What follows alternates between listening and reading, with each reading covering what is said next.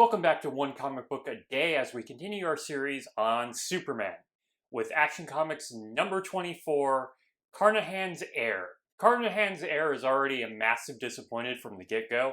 The introductory panel, which is kind of like a recap page for people who read like Marvel comics today, it's just an explanation of who Superman is, and it's a little panel showing him do action. Sometimes at this point it is related to the actual story, other times it's not. Here it has him fighting robots, which is a far more interesting story than this one delivers, because robots will not show up again. So right away I'm pretty disappointed. I want robots, damn it. We've got them once very quickly. The Fleischer cartoons gave me robots. Come on, man. Siegel, give me robots. So every newspaper in Metropolis has an ad asking for Superman, so apparently people know who Superman is. This is the whole thing if you've been watching the other videos. It's very unclear how well-known Superman is in the city of Metropolis, or the world. And really the answer is whatever the comic at that time needs him to be. So Clark goes to visit Rufus Carnahan, one of the wealthiest men in Metropolis. We get that line a lot too. There is a lot of wealthy men in Metropolis. Just like mobsters, they always seem to sprout out of nowhere. Carnahan's butler Jenkins won't let Clark in to see Rufus, so he then changes into Superman. You know, Superman, bright blue costume, red cape, and he dashes in, but Jenkins won't let Superman see him either. So apparently they know who Superman is, but they don't know what Superman looks like, because you would think the guy with the big red S on his chest would be pretty clear who that person is. Once again, bright blue costume, red cape. By the way, the colorist in this comic is really inconsistent with Superman's S. It's at times completely red, like there is no background yellow. It's just completely red. And once the S was yellow, which I had to sit there and think that if I was misremembering what color the S was, like, is the S usually yellow? No, it's red. I've read hundreds of issues of Superman comics. I know that S is red. There is a weird time where on the cape it's blue once. We might have passed that issue already. But there is like a weird blue S in an issue for like a panel. Superman just pushes his way through Jenkins and grabs Rufus, and eventually they put together that this is Superman. Well, better than late than never, I guess. Carnahan wants Superman to instill like integrity and humanity into his son, Peter. Rufus neglected him his whole life, and he has turned into like a Fredo, a fail son in a way. Superman essentially agrees to this. I'm actually not against this kind of story, because it's about Superman helping people. I really like Superman helping people, because that's who Superman is, but that's going to get lost quickly. Eventually, Peter comes home, and he's a drunken lout with a gambling problem. When it comes to trying to remove Superman, because the cops were called earlier, he basically just falls down and lets the cops handle it. Superman runs away. Peter then goes out, and Superman follows him to sort of get an idea of what he's dealing with. Rufus goes and sees a loan shark.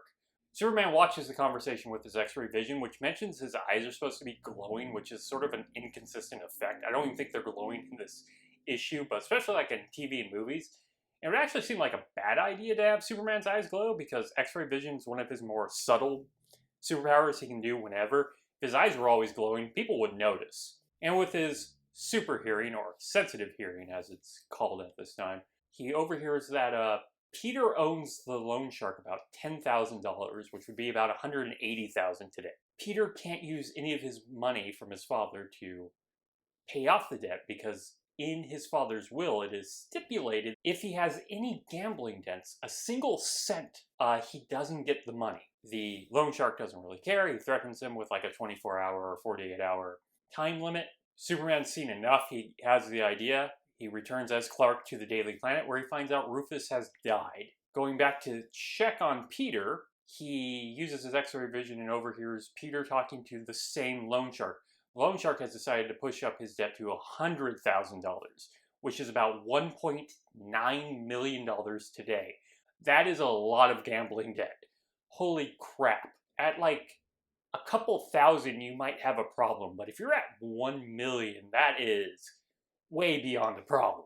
The amount of stuff you can do that you blew on $1.9 million worth of gambling debt, jeez. There becomes a struggle because Peter refuses to pay that amount.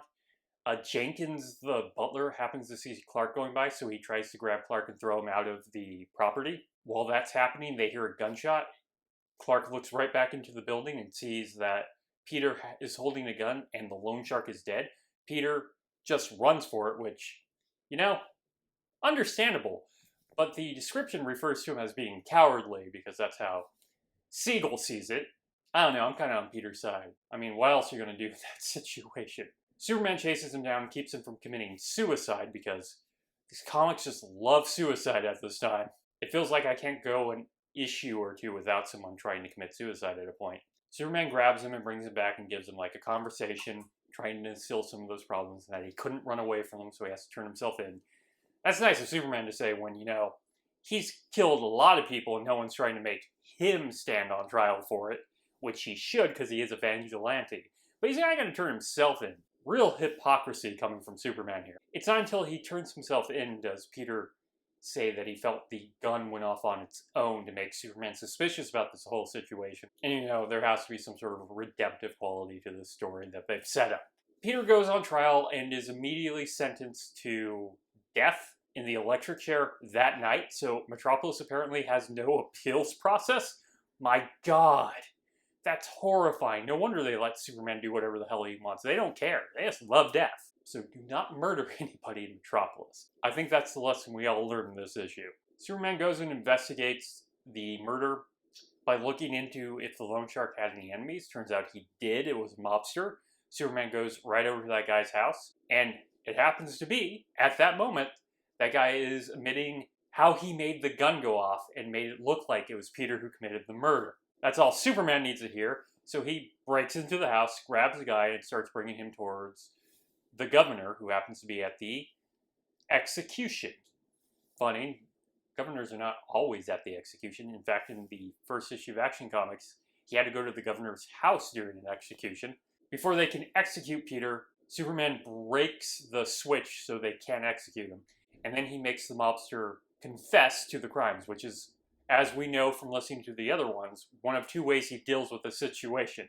Peter is now a free man, but he cannot inherit the money because he's admitted to gambling debts. But there is a stipulation that he gets to decide what happens to the money. So he chooses to create a home for wayward youths so they don't end up like him, but Peter wasn't a wayward poor youth. He was a privileged kid who was neglected.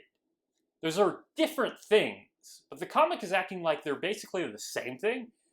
I mean, it's a nice ending. It just kind of doesn't fit quite right. Like you're trying to force a puzzle piece in. I mean, I'll take it. It's just a weird thing to compare. So yeah, this was basically a mob story. I'm not into mob stories. It set up.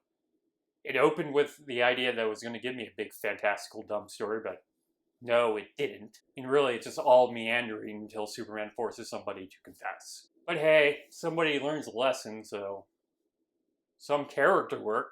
I'll take it. That's it from Action Comics number 24. If you enjoyed this video, please like and subscribe. Hit the bell icon to get notifications when a new video goes up. I do this Monday through Friday, and Friday is now Bat Friday, where I cover a Batman issue or Detective Comics in the same way I'm covering Superman.